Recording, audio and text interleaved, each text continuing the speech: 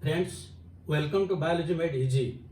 In this video, today we will discuss what are the different factors that influence the formation of a biome. In the previous video, we have discussed what are the different types of biomes that are found, and in each biome, again you will find there is a fluctuation of temperature, precipitation, and again within it, since variations are there, it leads to several habitats due to fluctuation within the same biome in temperature and precipitation. Suppose if we take the example, we should think that all the organisms, do not always live in favorable conditions. You think of the scorching light of the deserts, like that is found in case of Rajasthan. Then you go to perpetual rainforest found in the Meghalayas. You go to the deep ocean, come to the top of the mountain, and the ocean trenches. And you can go also to the compost pits, and ultimately our intestine itself. That means these are the different types of habitats, and the organisms which live in these conditions, they are not living in favorable conditions. By the course of time, they have adapted themselves to survive in the existing conditions. Now the question comes, why within the same biome there are certain fluctuations in temperature and rainfall? It is because of several physico-chemical factors, and these physico-chemical factors are known as abiotic factors.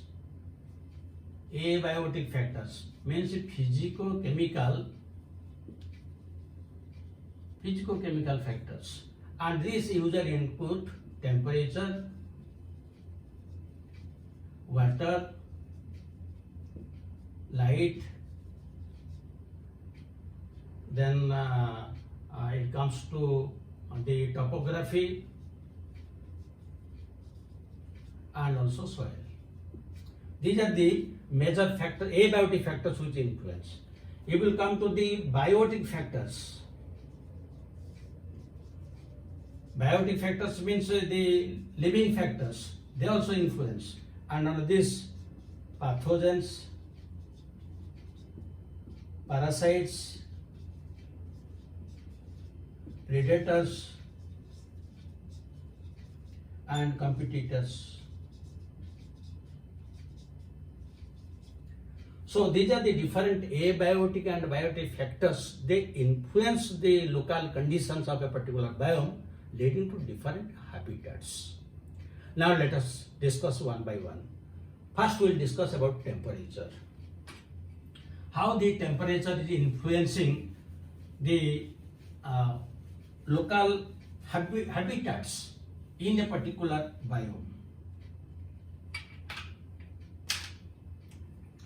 So temperature. You know, temperature is one of the very important factors for all enzymatic activity inside the living organisms. In case of plants, it ranges from 15 to 25 degrees centigrade, while in case of human beings, 35 to 40 degrees centigrade. These are the optimal temperatures within which most of the enzymes function. But if there will be variation, then it becomes very difficult. But again, you will find there are some organisms which lives in the deep sea or in hydrothermal vents. For example, there is one place known as Gazila. This is in Pacific Ocean, where you will find there are hydrothermal vents are there. The temperature is very high. Similarly, if you go from the equator, if you go to the poles, you will find with the change in the latitude, the temperature and the rainfall is gradually decreasing.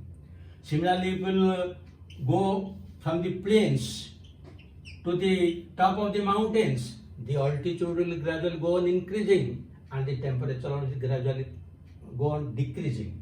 This is known as, when the temperature is decreasing, this is known as the lapse rate. That means the higher we go, the temperature decreases. This is not the lapse rate, but at what rate it decreases? Usually for each 1 kilometer height, the temperature decreases 6.5 degrees centigrade. That means if you go 10 kilometers above the Earth's surface, the temperature will be decreased by 65 degrees centigrade. That means it will be minus temperature.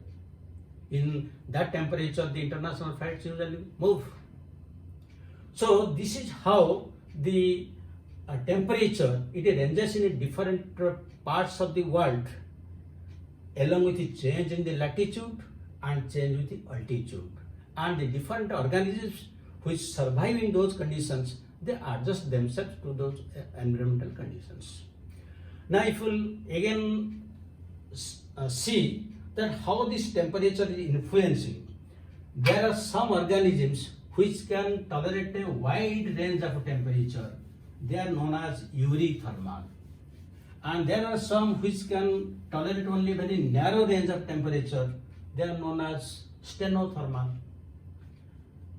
Eurythermal means wide temperature can be tolerated, wide range of temperature. And here, what are the examples? The common examples, you can take we can tolerate the different ranges of temperature. So you can take the human being, then the tiger, then the domestic animals, cat, dog, and there is one plant that is Gracilaria. Gracilaria, from this is a red alga from which the agar is obtained. So they can tolerate very wide range of temperature. And the narrow temperature range, they are known as stenothermal. They can tolerate only very narrow temperature. Narrow temperature. And this narrow temperature, what are the different examples? The examples are usually reptiles. Then the examples are crustaceans, penguins.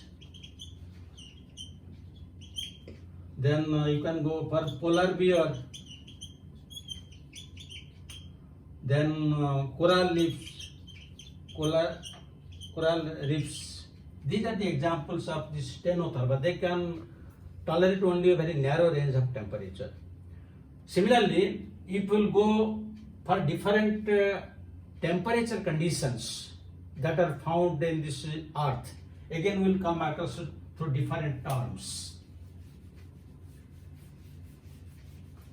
They are usually megatherm, mesotherm, microtherm, and hekistotherm. First is you will get megatherm. Therm means temperature. So megatherm, here the tropical zone is coming, where you will find throughout the year there is high temperature, summer is there is no winter. The next is mesotherm. Mesotherm, this is usually coming the subtropical zone. Subtropical zone, he will get both summer and winter, but summer is more, winter is less. Then third is microtherm. Microtherm, this is usually temperate zone, where you will find both summer and winter are extreme. And then you will go for hekistotherm. Hekistotherm, where you will get, this is usually found in Arctic and alpine zones, where the summer is very less and winter continues for about more than 10 months. So this is according to the temperature variation. Then there is again another type of classification depending upon this temperature. We can classify as homeotherms and poikilotherms. Homeotherms means these are warm-blooded animals, while these are cold-blooded animals. Now under this homeotherms, that means those who can maintain homeostasis. So under this usually birds and mammals are coming. While under this poikilotherms, usually the amphibians, fish and the reptiles. They are usually cold-blooded animal. So this is also one type of classification. Then how the organism behave with the change in or variation in the temperature. Then again there are different types of rules like Bergman's rule, Allen's rule, Jordan's rule, and that is very important from examination point of view. So that we have to discuss now.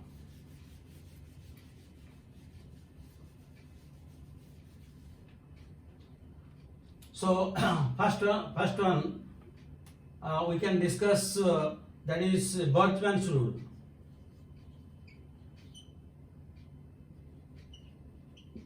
Bergman's rule. So what is the Bergman's rule? Usually the birds and the mammals in cold climates, in close climates have larger bodies. That means their size is quite big. What is the reason?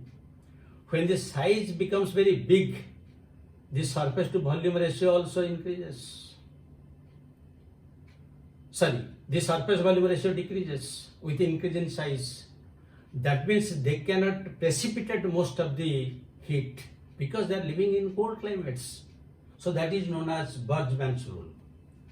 Now the second one is Allen's rule. Now in Allen's rule, usually those who survive in very cold climates, their mouth, nose, ears, legs are of a very small size. Nose, or you can write snout, mouth, legs are shorter in cold climates, so that they will not lose much heat.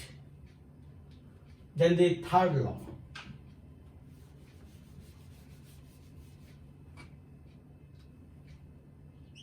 The third law is known as Jordan's rule.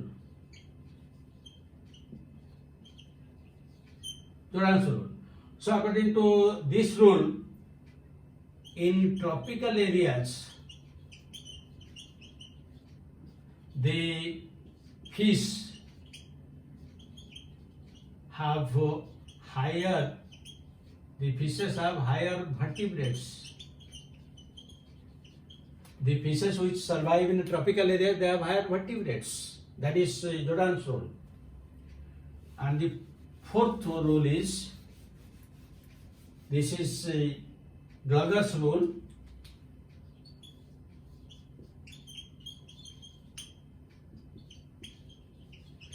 According to this, those organisms which live in tropical areas, their bodies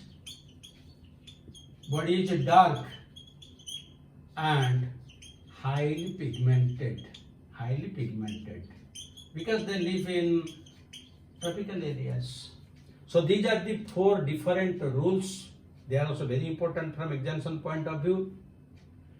And now how the temperature affects the biome, that we have discussed. Then the second one, you can go for water. The second is water.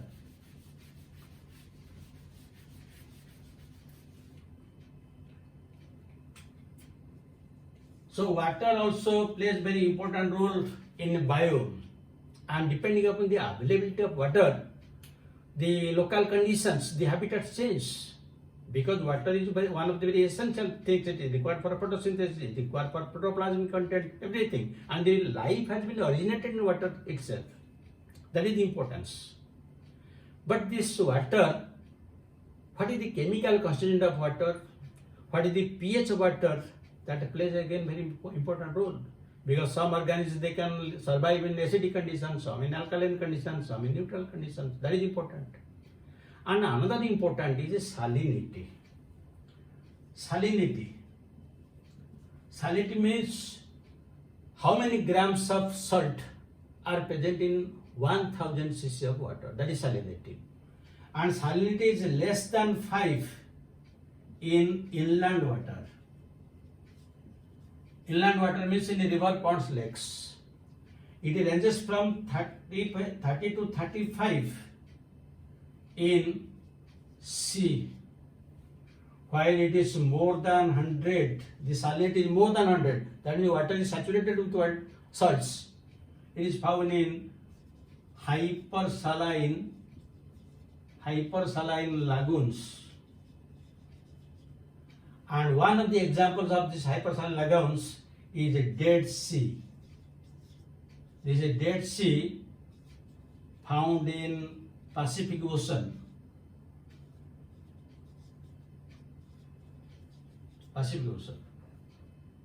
And this is also situated between Jordan and Israel. It is situated in between. It is a hypersaline. So this depends upon salinity. Again, like the temperature, there are some organisms which can tolerate a wide range of salinity. They are known as euryhaline, while some can tolerate very narrow range of salinity. They are stenohaline.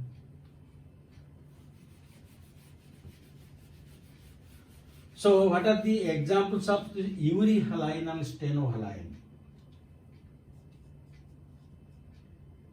Euryhaline means they can tolerate wide salinity, and the common example is salmon. Then from plant, codgrass. Codgrass is known as spatina, and another is pickleweed. These are examples of euryhaline. Now we will come to stenohaline. That means a very narrow salinity they can tolerate. Then the common example is shark,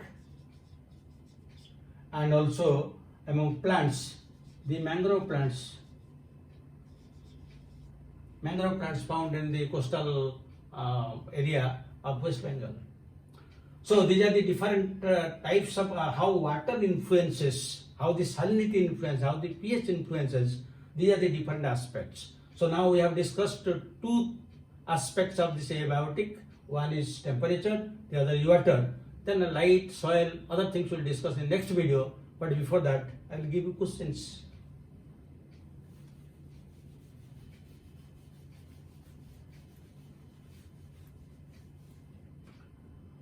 So one question you can write: which of the following is not a stenothermal? Which of the following is not a stenothermal? So here you can write reptiles. Then B choice, you can write tiger. C choice you can write penguin. And D choice you can write coral reef. This we have discussed.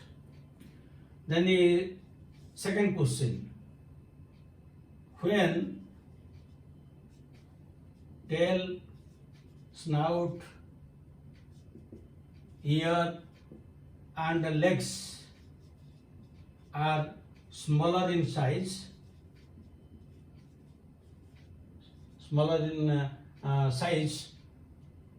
it refers to a choice. It is Bergman's rule, Allen's rule, then Rigger's rule and Jordan's rule.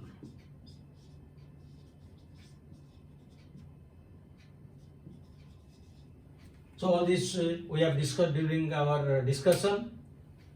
Thank you very much for watching it. This is very important from examination point of view. Almost in NEET, every year questions come from this discussion. Thank you very much. Again, we will meet in the next video where we will discuss the effect of light, soil, topography, and we will continue. Thank you very much for watching it. Have a good day.